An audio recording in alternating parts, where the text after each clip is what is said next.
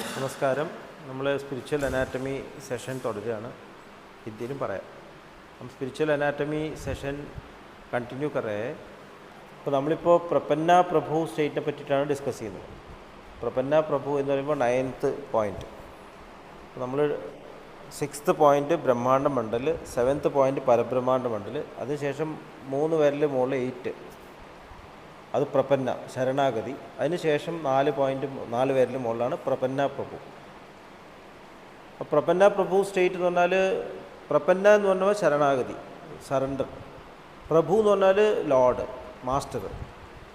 പ്രപന്ന का मतलब है शरणागत भाव, स्लेव का भाव, और പ്രഭു എന്ന് പറയുമ്പോൾ മാസ്റ്റർ का भाव. അപ്പോൾ ഇത് രണ്ടും ഓൾട്ടർനേറ്റ് ചെയ്യുന്ന ഒരു സ്ഥലമാണ് പ്രപന്ന പ്രഭു എന്നത്. ഇടയ്ക്ക് പ്രഭു എന്ന് തോന്നും, ഇടയ്ക്ക് സ്ലേവ് ആണ് തോന്നും. അപ്പോൾ അതിനെ പറ്റിയിട്ടൊരു കഥ നമ്മുടെ മാസ്റ്റർ വിവരിച്ചിട്ടുണ്ട്. രാധ കൃഷ്ണനെ സ്മരിച്ചുകൊണ്ടിരിക്കുകയാണ്. അപ്പോൾ രാധ കൃഷ്ണനെ സ്മരിച്ചിട്ട് കൃഷ്ണ കൃഷ്ണ കൃഷ്ണ കൃഷ്ണ എന്ന് സ്മരിച്ചുകൊണ്ടിരിക്കുകയാണ്. രാധ बैठ के कृष्ण का स्मरण कर रही है और बोलती है कि कृष्णा कृष्णा कृष्णा. और एक टाइम आ गया कि सडनली वो രാധാ രാധാ രാധ बोलने लगी. ഒരു സ്റ്റേജിൽ പെട്ടെന്ന് രാധ രാധ രാധ എന്ന് പറയാൻ തുടങ്ങി. അപ്പോൾ രാധ കൃഷ്ണനായി മാറി. അപ്പോൾ ഇങ്ങനൊരു സന്ദിഗ്ധാവസ്ഥ, കൺഫ്യൂഷനല്ല, നമുക്ക് ആ ഒരു എൻട്രി പോയിൻ്റാണ് നമ്മൾ ഡിസ്കസ് ചെയ്തു. ഈശ്വരൻ്റെ സാമ്രാജ്യത്തിലേക്കുള്ള എൻട്രി പോയിൻ്റാണ്. ഭഗവാൻ കെ ജോ സാമ്രാജ്യ है उसका गेट है प्रपन्ना प्रभु. 10th point creator. 10th point जो क्रिएटर का भाव है. क्रिएटറിൻ്റെ മുകളിലാണ് ക്രിയേഷൻ, सहस्रदल कमल. क्रिएटर के ऊपर है सहस्रदल कमल. 10th पॉइंट के ऊपर है. അപ്പോൾ അതിന് ശേഷമാണ് ക്രിയേറ്ററിൻ്റെ ഭാവം വരുന്നത്. ക്രിയേറ്റർ എന്ന് പറയുമ്പോൾ ക്ഷേത്രത്തിനെ പറ്റിയിട്ട് ബോധമുള്ള, ക്ഷേത്രത്തിനെ പറ്റി അറിവുള്ള സ്റ്റേജ്, അതാണ് ക്രിയേറ്റർ. ഭഗവത്ഗീതയിൽ ക്ഷേത്രജ്ഞൻ എന്നൊക്കെ പറയും. ക്ഷേത്രത്തിനെ കുറിച്ച് അറിയുന്ന ഭാവം, അതാണ് ക്ഷേത്രജ്ഞ बोलते हैं. जो क्षेत्र के बारे में, दुनिया के फील्ड के बारे में, प्रपंच के फील्ड के बारे में टोटल नॉलेज है. അപ്പോൾ ഭഗവാൻ അതിൽ പറയുന്നുണ്ട്, എല്ലാ ക്ഷേത്രങ്ങളിലും ഞാനാണ് ക്ഷേത്രജ്ഞൻ. ക്ഷേത്രജ്ഞം മാം വിദ്ധി സർവക്ഷേത്രേഷു ഭാരത. ഭഗവാൻ बोलते हैं സഭീ ക്ഷേത്രമേ. ക്ഷേത്രം എന്ന് പറയുമ്പോൾ നമ്മുടെ മനസ്സ്, ബുദ്ധി, അഹങ്കാരം എല്ലാം കൂടിയതാണ് ക്ഷേത്രം. ബോഡി, ശരീരം മുഴുവൻ ക്ഷേത്രമാണ്. മനസ്സോട്ട് താഴേക്കെല്ലാം ക്ഷേത്രമാണ്. അപ്പോൾ അതിൽ സംഭവിക്കുന്ന എല്ലാ കാര്യത്തിനും പൂർണ്ണ ജ്ഞാനമുള്ള ആളാണ് ക്ഷേത്രജ്ഞൻ. അപ്പോൾ നമ്മളിവിടെ എന്ത് പ്രവൃത്തി ചെയ്യുമ്പോൾ ക്ഷേത്രജ്ഞൻ്റെ അവിടുന്ന് ഇൻസ്ട്രക്ഷനാണ് നമുക്ക് കിട്ടുന്നത്. जो हम करते हैं ऊपर क्षेत्रज्ञ का इंस्ट्रक्शन से आता है. ക്ഷേത്രജ്ഞൻ്റെ ഇൻസ്ട്രക്ഷൻ വരുന്ന അതിൻ്റെ മുകളിൽ നിന്നാണ്. ക്ഷേത്രജ്ഞൻ का इंस्ट्रक्शन करता है अक्षरम. भगवान उसके बारे में बोलते हैं അക്ഷരം പരമം ബ്രഹ്മ എന്ന് പറഞ്ഞാൽ ഏറ്റവും അബ്സല്യൂട്ട് അക്ഷരമാണ്, നാശമില്ലാത്തത്. അതാണ് അബ്സല്യൂട്ട് സെൻറ്റർ എന്ന് സഹജമാർഗത്തിൽ പറയുന്നത്. അപ്പോൾ നമ്മളിപ്പോൾ അവിടേക്ക് എത്തിയിട്ടില്ല. ക്ഷേത്രജ്ഞ ഈ 10th പോയിൻറ്റിൻ്റെ താഴെ പ്രപന്ന പ്രഭു സ്റ്റേറ്റിലാണ്. അപ്പോൾ നമ്മൾ അച്ഛൻ്റെയും മകൻ്റെയും തമ്മിലുള്ള ഡിഫറൻസായിട്ട് നമ്മൾ തുലനം ചെയ്തു, പിതാവും പുത്രനും. അപ്പോൾ അച്ഛൻ പോയി, ലോകത്തുനിന്ന് പോയി, മകൻ അച്ഛൻ്റെ സ്ഥാനത്തേക്ക് എൻട്രി ചെയ്തിരിക്കുകയാണ്. അങ്ങനത്തെ ഒരു സിറ്റുവേഷൻ ആലോചിക്കുക. അല്ലെങ്കിൽ രാജാവിൻ്റെ സ്ഥലത്തേക്ക് രാജകുമാരനെ കയറ്റിയിരുത്തി. അപ്പോഴും ഉത്തരവാദിത്വ ബോധം വന്നിട്ടില്ല. जब राजा बन गए पर वो राजकुमार का वो कैरेक्टर नहीं भूल गया. അപ്പോഴും ഇടയ്ക്ക് കുട്ടിയാവും, ഇടയ്ക്ക് രാജാവും. അപ്പോൾ ഈ ഒരു സ്റ്റേജാണ് നമുക്ക് പ്രപന്ന പ്രഭു. അപ്പോൾ ഇവിടെ നമുക്ക് ട്രാൻസെൻഡ് ചെയ്യണമെന്നുണ്ടെങ്കിൽ പൂർണ്ണമായിട്ടുള്ള സെൻറ്റേർഡ്നെസ് വേണം. നമ്മൾ പൂർണ്ണമായിട്ടും ഈശ്വരനിൽ അബ്സല്യൂട്ടിൽ കണക്റ്റഡ് ആവണം. ഇല്ലെങ്കിൽ നമുക്ക് താഴേക്ക് വിടാനുള്ള സാധ്യതയുണ്ട്. അപ്പോൾ ഇവിടെയാണ് നമ്മുടെ സ്പിരിച്വൽ എൻറ്റിറ്റി രൂപപ്പെടുന്നത്. ഇതറി ഹമാര ജോ സ്പിരിച്വൽ എൻറ്റിറ്റി കാ ഡെവലപ്മെൻറ്റ് होता है. സ്പിരിച്വൽ എൻറ്റിറ്റി എന്ന് പറഞ്ഞാൽ നമ്മുടെ ശരിക്കുള്ള എൻറ്റിറ്റി. അപ്പോൾ നമ്മളിവിടെ പ്രവർത്തിക്കുന്നത് ആ എൻറ്റിറ്റിയുടെ ഒരു പേഴ്സണാലിറ്റിയാണ്. നമ്മളുടെ ശരിക്കുള്ള എൻറ്റിറ്റി അവിടെയാണ്. നമ്മൾ ശരിക്കും അവിടെയാണ്. അതിൻ്റെ പ്രകടിപ്പിക്കുന്ന ഭാഗം മാത്രമാണ് ഈ കാണുന്ന നമ്മുടെ ഈ ശരീരം. ഇപ്പോൾ നമ്മൾ ഒരു ഉദാഹരണം പറയാം. നമ്മൾ ജനിക്കുമ്പോൾ കുട്ടിയായിരുന്നപ്പോൾ നമ്മൾ ഇതായിരുന്നില്ല, നമ്മുടെ പേര് ഇതായിരുന്നില്ല, നമ്മുടെ ജോലി ഇതായിരുന്നില്ല, ഒരുപാട് മാറ്റങ്ങൾ വന്നില്ലേ. കുട്ടിയായിട്ട് വലുതായിട്ട് ഈ സ്റ്റേജിപ്പോൾ ഇനിയും മാറ്റങ്ങൾ വരും. ഇനി മകൻ അച്ഛനായി, മുത്തച്ഛനാവും. അപ്പോൾ നമ്മുടെ എൻറ്റിറ്റീസ് മാറിക്കൊണ്ടിരിക്കുന്നത്. പക്ഷേ ഒറിജിനൽ എൻറ്റിറ്റി ജനിക്കുന്നതിന് മുമ്പ് നമ്മുടെ ഉള്ളിലുണ്ട്. അതിൻ്റെ എക്സ്പ്രഷൻ മാത്രമാണ് ഈ കാണുന്നത്. അതൊരു ഉദാഹരണമായിട്ട് പറഞ്ഞാണ്. അപ്പോൾ അതുപോലെ നമ്മുടെ ശരിക്കുള്ള സ്പിരിച്വൽ എൻറ്റിറ്റി നമ്മൾ റിയലൈസ് ചെയ്യണം. നമ്മുടെ തീരുമാനങ്ങൾ എല്ലാം എടുക്കുന്നത് പിന്നെ ആ എൻറ്റിറ്റിയാണ്. जो हम निर्णय लेते हैं वो एंटिटी से होता है. അപ്പോൾ അവിടെ ആ റെസ്പോൺസിബിലിറ്റി നമുക്ക് വന്നു തുടങ്ങുകയാണ്. ഉത്തരവാദിത്വം സ്പിരിച്വൽ എൻറ്റിറ്റീൻ്റെ ഡെവലപ്മെൻറ്റ് ബ്രൈറ്റർ വേൾഡിലാണ് ഉണ്ടാവുന്നത്. അപ്പോൾ നമ്മൾ ഈ വേൾഡിൽ നിന്ന് ബ്രൈറ്റർ വേൾഡിലേക്ക് എൻ്റർ ചെയ്യാണ്. അപ്പോൾ ബ്രൈറ്റർ വേൾഡ് തുടങ്ങുന്നത് ഇവിടെയാണ്. ബ്രൈറ്റർ വേൾഡ് നമ്മൾ Whispers from the Brighter World വായിക്കുന്നില്ലേ, हम पढ़ते हैं विस्पर्स प्रकाश लोक से जो ബ്രൈറ്റർ വേൾഡ് സെ ജോ സന്ദേശ്, അത് തുടങ്ങുന്നത് ഈ 10th പോയിൻറ്റ് 9th പോയിൻറ്റ് കഴിഞ്ഞ് 10th പോയിൻറ്റിലാണ്. അപ്പോൾ അവിടെയാണ് ഈ സന്ദേശങ്ങളൊക്കെ നമുക്ക് മാസ്റ്റർ തരുന്നത്. मास्टर अपने अब्सोल्यूट नेचर से डिसेंड होके ब्राइटर वर्ल्ड में आके वो संदेश देते हैं. ബ്രൈറ്റ് ഒറിജിനൽ സ്റ്റേറ്റ് മാസ്റ്റർ സെൻറ്ററിൻ്റെ അടുത്താണ്. അവിടുന്ന് താഴേക്ക് വന്നിട്ട് സന്ദേശം ബ്രൈറ്റർ വേൾഡിലേക്ക് വിടുകയാണ്. ആ ബ്രൈറ്റർ വേൾഡിലേക്ക് കണക്ട് ചെയ്യുന്ന മീഡിയം നമുക്ക് നൽകിക്കൊണ്ടിരിക്കുകയാണ്. നമുക്കത് ചിന്തിക്കേണ്ട കാര്യമാണ്. ആ മെസ്സേജ് അവിടെ ഉണ്ട്, എല്ലായ്പ്പോഴും എപ്പോഴും ആ മെസ്സേജ് അവിടെ ഉണ്ട്. ഇപ്പോൾ ഈ മെസ്സേജിൽ എല്ലാ മെസ്സേജും അവിടെ ഉണ്ട്. അവിടെ എല്ലാം നമുക്ക് വായിക്കാം. അവിടെ എത്തിക്കഴിഞ്ഞാൽ ഈ മെസ്സേജൊക്കെ നമുക്ക് റെക്കോർഡ് ആണ്, അതൊക്കെ നമുക്ക് അവൈലബിൾ ആണ്, ഒന്നും നഷ്ടപ്പെടില്ല. ഈ ഡിവൈനായിട്ടുള്ള ഒരു സന്ദേശങ്ങളും ഒരിക്കലും നഷ്ടപ്പെടില്ല, അതൊക്കെ എപ്പോഴും അവിടെ തന്നെ ഉണ്ട്. അപ്പോൾ ഈ സ്പിരിച്വൽ എൻറ്റിറ്റി നമുക്ക് കണക്ഷൻ ലഭിക്കുമ്പോഴും നമുക്ക് ഭൂമിയിലുള്ള പ്രവർത്തനം വളരെ ഇമ്പോർട്ടൻ്റ്. കാരണം ഇന്ന് നമ്മളുടെ ഭൗതികമായിട്ട് ശരീരം ഇതാണ് അവിടുത്തെ വളർച്ചയെ निश्चय हमारा जो स्पिरिचुअल एंटिटी है ब्राइटर वर्ल्ड में, उसका डेवलपमेंट हमारे इधर का जो बिहेवियर है उस पर डिपेंडेंट है. സ്പിരിച്വൽ എൻറ്റിറ്റി നമ്മളുടെ ഇവിടെ നിൽക്കുമ്പോൾ സ്പിരിച്വൽ എൻറ്റിറ്റീനെ സഹായിക്കുന്ന അവിടെ മാസ്റ്റേഴ്സ് ഉണ്ട്. നമ്മൾ ഇപ്പോൾ ഇവിടെ ഇരിക്കുകയാണെങ്കിൽ നമ്മളെ സഹായിക്കുന്ന മാസ്റ്റേഴ്സ് സ്പിരിച്വൽ ലെവലിൽ നമ്മളുടെ ഉപദേശങ്ങൾ തരുന്നുണ്ട്, നമ്മുടെ മനസ്സിന് സന്ദേശങ്ങൾ നൽകുന്നുണ്ട്, നമ്മളെ കറക്റ്റ് ചെയ്തുകൊണ്ടിരിക്കുന്നു.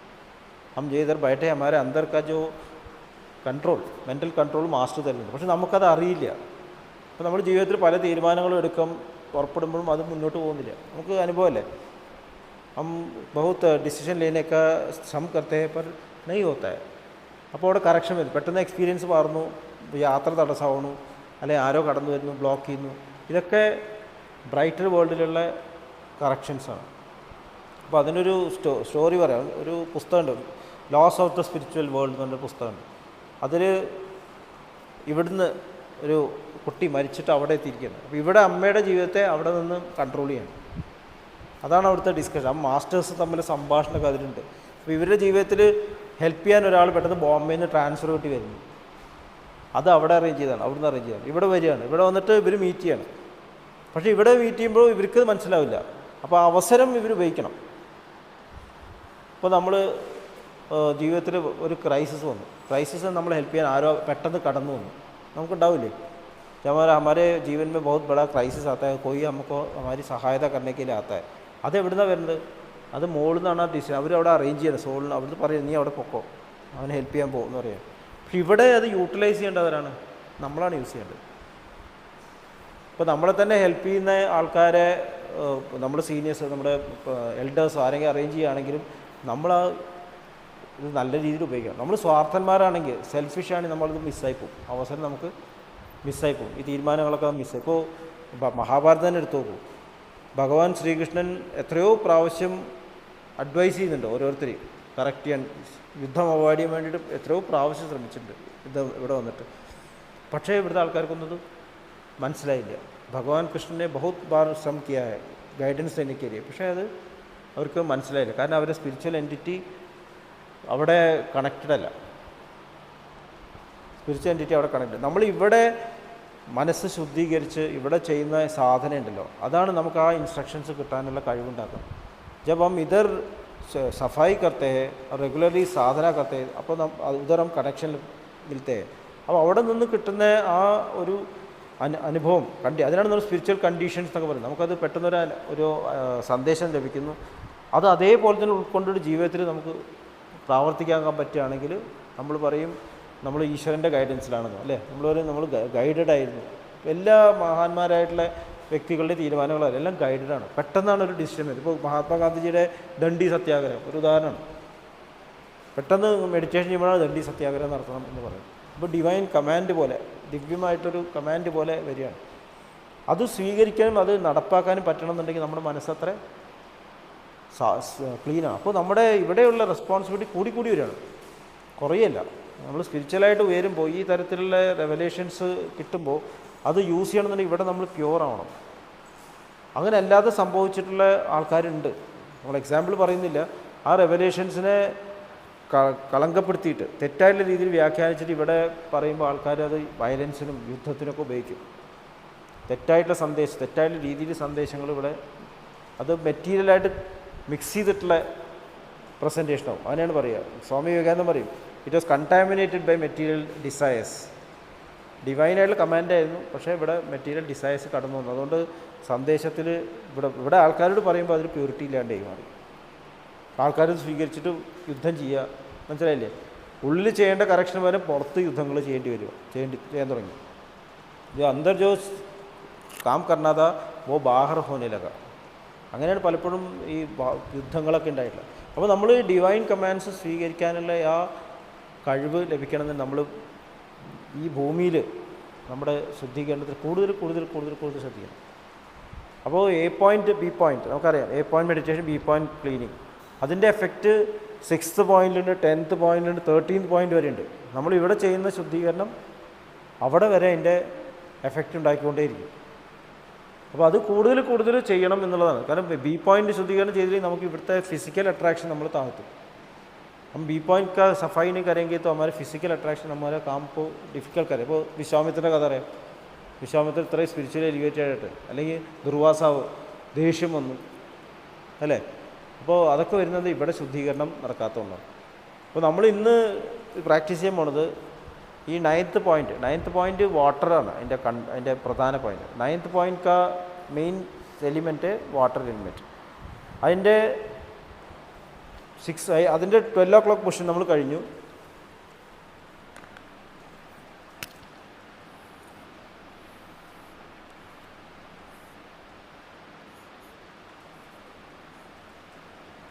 ഇവിടെയാണ് 5th 6th, ഇത് 7. ഇവിടുന്ന് 3 വിരൽ ഇവിടെ 8, 3 ഫിംഗേഴ്സ് 8, ഇവിടുന്ന് 4 ഫിംഗേഴ്സ് ഇവിടെ 9. അതാണ് 9th point. 9th point structure ഇങ്ങനെയാണ്. സെൻറ്ററിൽ വാട്ടർ, 12 o'clock എയർ, പിന്നെ ഇത് 3 o'clock എർത്ത്, 6 o'clock ഈഥർ അതായത് ആകാശം, 9 o'clock ഫയർ. ये है 9th पॉइंट का structure. 9th point is equal to 4th point. ഇത് രണ്ടും ഒരേപോലെയാണ്. 9th പോയിൻറ്റ് 4th പോയിൻറ്റ് ഒരേപോലെയാണ്. അപ്പോൾ നമ്മൾ ഇന്ന് ചെയ്യാൻ പോകുന്നത് വാട്ടറും എർത്തും തമ്മിലുള്ള കോർഡിനേഷനാണ്. वाटर पॉइंट क्वालिटीज़ എന്തൊക്കെയാണ്? वाटर पॉइंट का क्वालिटीज़ है करेज. जल चक्र का क्वालिटी है करेज और ह्यूमिलिटी, धीरता और विनय. എർത്ത് പോയിൻറ്റിൻ്റെയാണ് കണ്ടെയ്ൻമെൻറ്റ്, സംതൃപ്തിയും ഫോർഗീവ്നെസ്, ക്ഷമ. അപ്പോൾ ഇത് തമ്മിലുള്ള കണക്ഷനാണ്. കാരണം നമ്മൾ ഉയരുന്തോറും, കറേജിൽ ഉയരുന്തോറും വിനയം കൂടുകയും ചെയ്യണം. അതേപോലെ തന്നെ ഭൂമിയിൽ കണ്ടൻറ്റഡ് ആവണം. നമ്മളിവിടെ ആഗ്രഹങ്ങൾ ഉണ്ടാവാൻ പാടില്ല. എങ്കിലേ നമ്മുടെ സ്പിരിച്വൽ എൻറ്റിറ്റിയിൽ യാത്ര പിന്നെ അങ്ങോട്ട് പോകും. ഇല്ലെങ്കിൽ ആ സ്പിരിച്വൽ എൻറ്റിറ്റി സഫർ ചെയ്യും. അവിടെ താഴേക്ക് വിടാനുള്ള പോസിബിലിറ്റി അവിടെയുണ്ട്. മാസ്റ്ററുടെ ഗൈഡൻസ് സ്വീകരിച്ചിട്ട് നമുക്ക് മനസ്സിലാവില്ല.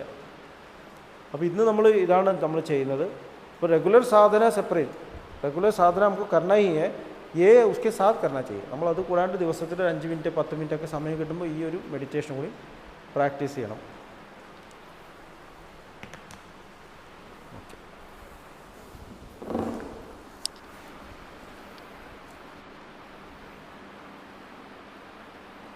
കണ്ണുകളടച്ച് ശാന്തമായിരിക്കും. आँख बंद करके शांत होके बैठिए. നമ്മൾ മെഡിറ്റേഷൻ തുടങ്ങുന്നത് ഫസ്റ്റ് പോയിൻ്റിലാണ്. ഫസ്റ്റ് പോയിൻ്റ് എർത്ത് ചക്ര. ഫസ്റ്റ് പോയിൻ്റ് എർത്ത് ചക്ര है left side of chest, lower part. ഹൃദയത്തിൽ കുടികൊള്ളുന്ന സ്നേഹത്തിൻ്റെ സ്രോതസ്സിൽ നിന്നും വരുന്ന ദിവ്യപ്രകാശം മനസ്സിനെ ആകർഷിക്കുന്നതായി അനുഭവിക്കൂ. हृदय में मौजूद स्नेह के स्रोत से बहती हुई दिव्य प्रकाश मन को आकर्षित करते हुए महसूस कीजिए. ആ ദിവ്യപ്രകാശത്തിൽ ധ്യാനം ആരംഭിക്കും. മനസ്സിൽ ചിന്തകൾ വരുന്നുണ്ടെങ്കിൽ മൃദുവായി അവയെ അവഗണിക്കുക. ദിവ്യപ്രകാശത്തിൽ ധ്യാനം തുടരുക. दिव्य प्रकाश में ध्यान शुरू कीजिए. मन में चिंताएं आती है तो धीमे से उनको इग्नोर कीजिए और ध्यान चालू रखिए. Please start meditation.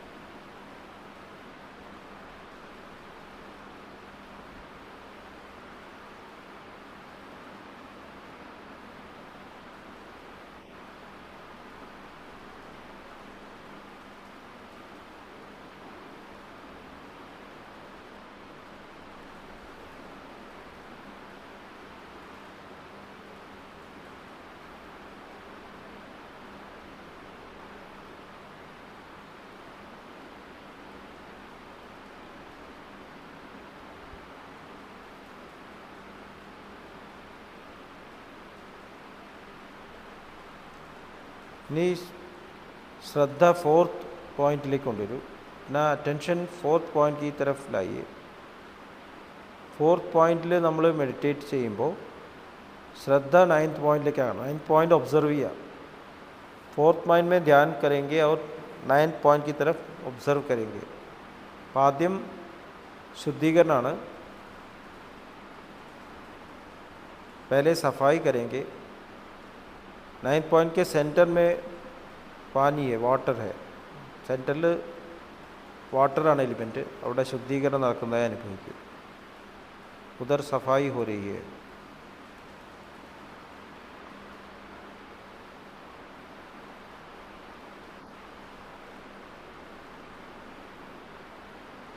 ഇനി ഫിഫ്ത്ത് പോയിന്റിലേക്ക് വരൂ. ഫിഫ്ത്ത് പോയിന്റ് ഗർദൻ के लोअर पार्ट में है. കഴുത്തിൻ്റെ ലോവർ പാർട്ടിലാണ്.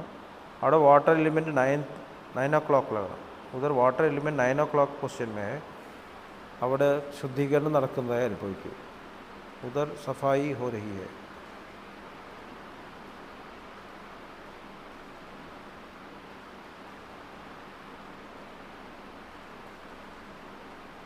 ഇനി ഫസ്റ്റ് പോയിന്റിലേക്ക് വരൂ.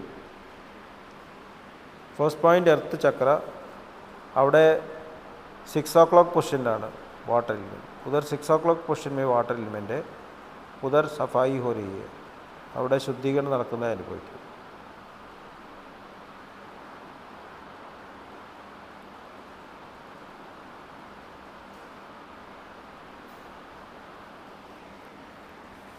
ഈ സെക്കൻഡ് പോയിന്റിലേക്ക് വരൂ. Second point right side of chest lower പാർട്ടാണ്. അത് ആത്മാ പോയിൻ്റാണ്. ഉദർ ആത്മാ പോയിൻ്റ്. അവിടെ 3 o'clock പൊസിഷനിലാണ് വാട്ടർ എലിമെൻറ്റ്. ഉദർ 3 o'clock പൊസിഷൻ में വാട്ടർ എലിമെൻറ്റ്. അവിടെ ശുദ്ധീകരണം നടക്കുന്നതായി അനുഭവിക്കും. ഉദർ സഫായി ഹോ രഹി ഹൈ.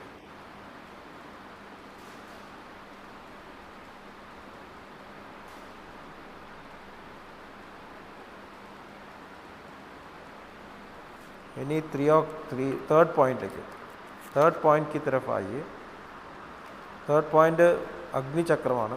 ഫയർ ചക്രമാണ്. അവിടെ 12 o'clock പൊസിഷനിലാണ് വാട്ടർ എലിമെൻറ്റ്. उधर 12 o'clock പൊസിഷൻ में वाटर एलिमेंट है. उधर सफाई हो रही है.